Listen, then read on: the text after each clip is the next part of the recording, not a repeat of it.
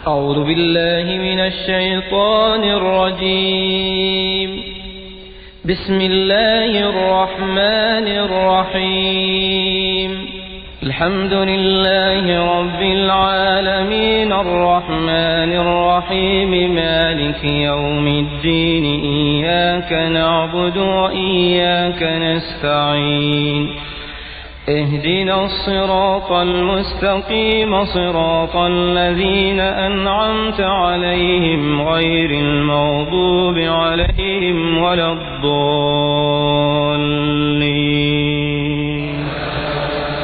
آمين.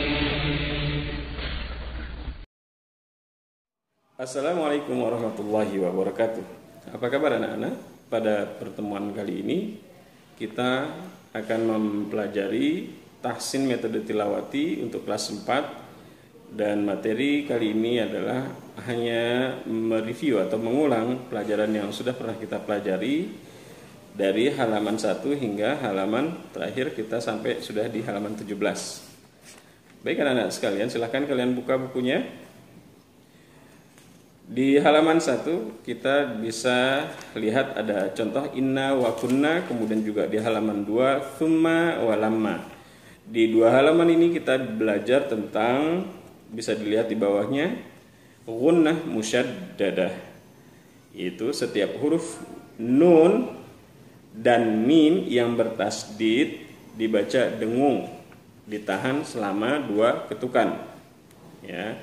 Inna wa kunna thumma wa lamma. Mari kita baca beberapa baris dari contohnya. Inna azabi lasyadid. Inna jadi ditahan, inna jadi tidak dibaca langsung ya. Inna azabi, tapi inna azab. Inna ketika nunnya itu ditahan 2 ketukan. Kemudian contoh selanjutnya ada di baris kedua, wasarrihuhunna ditahan 2 ketukan. Wasarrihuhunna saraha. Itu dengan nun tasdid. Begitu juga dengan mim tasdid. Silakan kalian buka halaman 2. Thumma yakunu thumma yakunu hutama. Baris keduanya, walamma fatahu mata'ahum walamma fatahu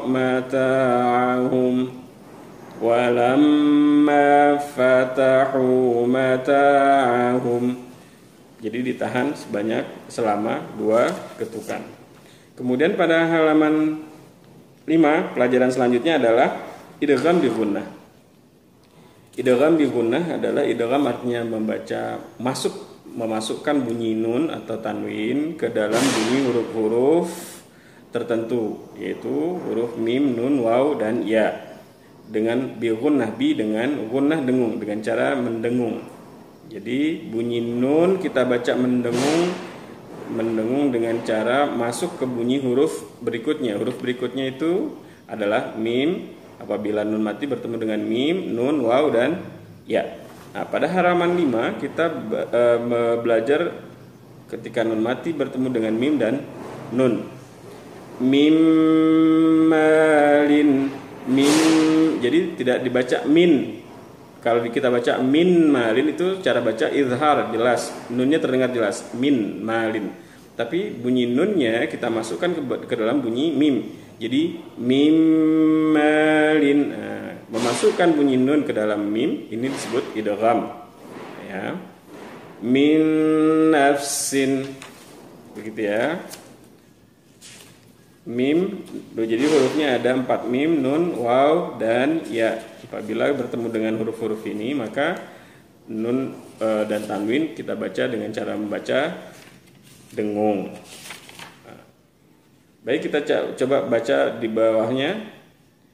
Mim malin wa banin qalilam. Jadi tidak qalilan tapi qalilam. Qalilan, kalau kita baca qalilan itu terdengar jelas bunyi tanwinnya. Tetapi di sini kita baca masuk ke bunyi mim. Qalilam ma tashkurun. Begitu ya. Contohnya di baris kedua, wa man ma'iya gitu ya. Kemudian di halaman 10 kita akan belajar ikhfa hakiki. Ikhfa artinya tersembunyi. Jadi bunyi nun tersembunyi dalam bunyi huruf di depannya. Ada berapa huruf? Huruf ikhfa hakiki ada kurang lebih 15, ada 15 huruf. Kalian bisa lihat di bawahnya huruf ta, tha, jim, dal, dha, za, sin, shin, sad, dad, ta, dha, fa, qaf dan kaf. Ada 15 huruf. Jadi kalau nun dan tanwin bertemu dengan huruf-huruf tersebut, maka bunyi nun mati, bunyi nun atau bunyi nun sukun dan bunyi tanwin akan kita sembunyikan ke dalam bunyi huruf-huruf tersebut, bunyi huruf ke-15 huruf tersebut. Baik, mari kita baca contohnya. Antum. Jadi bunyi nun tidak terdengar jelas an, tapi an sudah masuk ke bunyi ta. Dia tersamar dengan bunyi ta. Antum. Baris yang selanjutnya di bawahnya anzara. Bunyi nun tidak kita baca anzara. Kalau anzara itu nunnya terdengar jelas, maka itu cara baca izhar. Tapi kalau cara baca ikhfa, bunyi nunnya samar dalam bunyi huruf di depannya. Anzara, anzara, yunziru, bunyi nunnya samar ke dalam bunyi zal. Kemudian kita baca contoh di bawahnya. Anzala, bunyi nun tersamar dalam bunyi za. Yunzilu. Kemudian di bawahnya lagi ansha'a yunshi'u, bunyi nun tersamar dalam bunyi sya.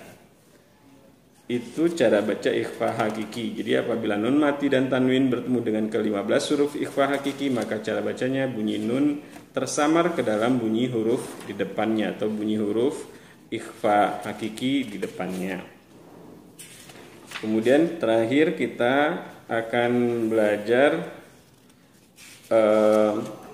cara baca lafzul jalalah. Hududullah pada halaman ke-17, hududallah bihududillah.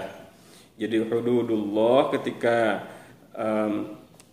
lafzul jalalah huruf sebelumnya itu berbaris fathah atau dhammah, maka lafzul jalalah dibaca tebal, ya, atau taghliz, baca tebal. Hududullah sebelumnya dal berdhammah, fathah barisnya dhammah. Kemudian hududallah dal berbaris fathah, dibaca tebal juga, hududallah. Tetapi ketika dal berbaris di bawah atau kasrah, bihududillah, kita baca dillah, tidak dillah, itu dibaca tebal, tapi dibaca tipis atau tarakik, tipis. Hududillah, yang tebal hududullah, hududallah, hududillah.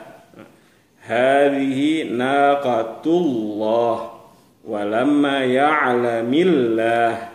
Jadi usahakan kalian bisa membedakan mana bunyi lafzul jalalah atau Allah, kalimat Allah dibaca tebal seperti hududullah, hududallah, dan mana lafzul jalalah atau huruf atau kalimat Allah dibaca tipis, bihududillah. Contoh-contohnya ada di bawahnya, seperti watilka hududullah dibaca tebal, wallah dibaca tebal. Kemudian di baris keempat, a'udzu billah, billah dibaca tipis. Baik anak-anak, ini saja yang bisa Bapak sampaikan. Mudah-mudahan dengan sering diulang-ulang, sering dipraktikkan, kalian akan lebih menguasai tajwid atau materi-materi yang sudah pernah kita pelajari. Kurang lebihnya mohon maaf. Assalamualaikum warahmatullahi wabarakatuh.